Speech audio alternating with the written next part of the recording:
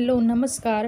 श्री स्वामी समर्थ. तर आज आहे अक्षय तृतीया आणि अक्षय तृतीयेनिमित्त मी जी काही पूजा केली ती तुमच्यासोबत शेअर करणार आहे. तर सर्वात आधी उंबऱ्याला आपण हळदीचे लेपन करून घेतले. तर यासाठी मी हळद पावडर घेतली आहे, चंदन पावडर आणि सुगंधित चंदनाचे अत्तर घेतले आहे आणि थोडंसं गोमूत्र घेतलं आहे. तर हे सर्व मिक्स करून याची पेस्ट बनवून घ्यायची आहे आणि उंबरा स्वच्छ पाण्याने धुवून पुसून नंतर चमच्याने याच्यावर हळदीचं लेपन आपण करून घ्यायचं आहे. अशी हळद पसरवल्यानंतर आपण हाताने सगळीकडे व्यवस्थित असं हळदीचं लेपन करून घ्यायचं आहे.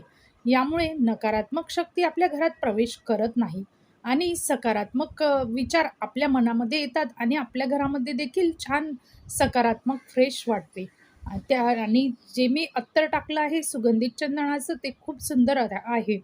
त्यामुळे ते वास देखील खूप छान राहतो. तर अशा पद्धतीने सगळीकडे हळदीचं लेपन करून घेतलं आहे. असे हळदीचे लेपन तुम्ही दर अमावस्या, पौर्णिमा, गुरुवारी करू शकतात. तर ह्या ठिकाणी रांगोळी देखील मी काढून घेतली आहे. रांगोळी काढल्यानंतर एक गोष्ट लक्षात ठेवायची आहे, की रांगोळी अशीच ठेवायची नाही.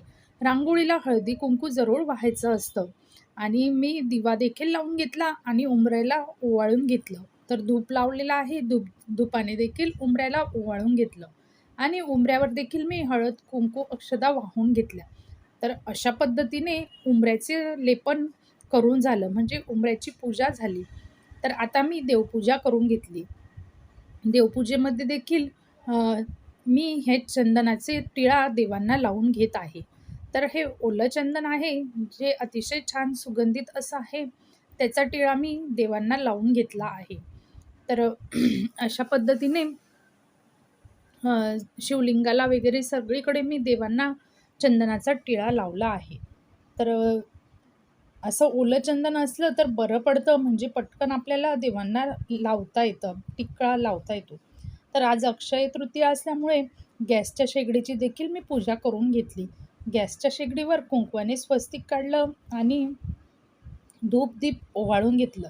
आज अन्नपूर्णा मातेचा देखील जन्मदिवस आहे, त्यामुळे तुम्ही गॅसच्या शेगडीची आज मी पूजा करून घेतली.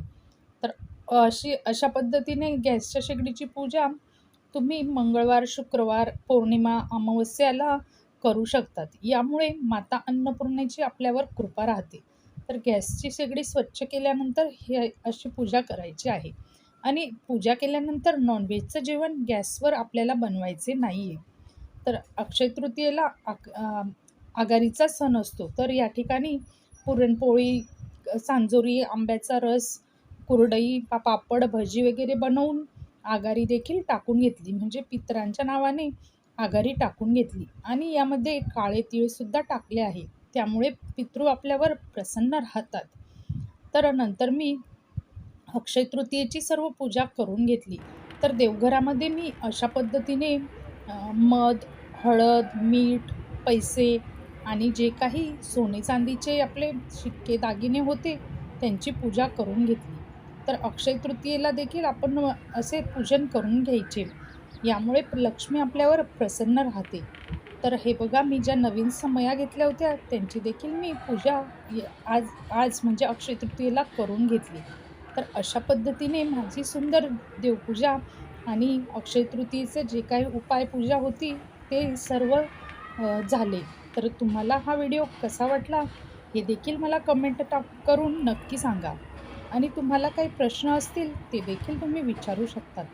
तर आंब्याचा सीझन आहे, तर आंबा देखील मी नैवेद्यामध्ये ठेवला आहे आणि कुबेर भगवानाची देखील मी पूजा करून घेतली आहे.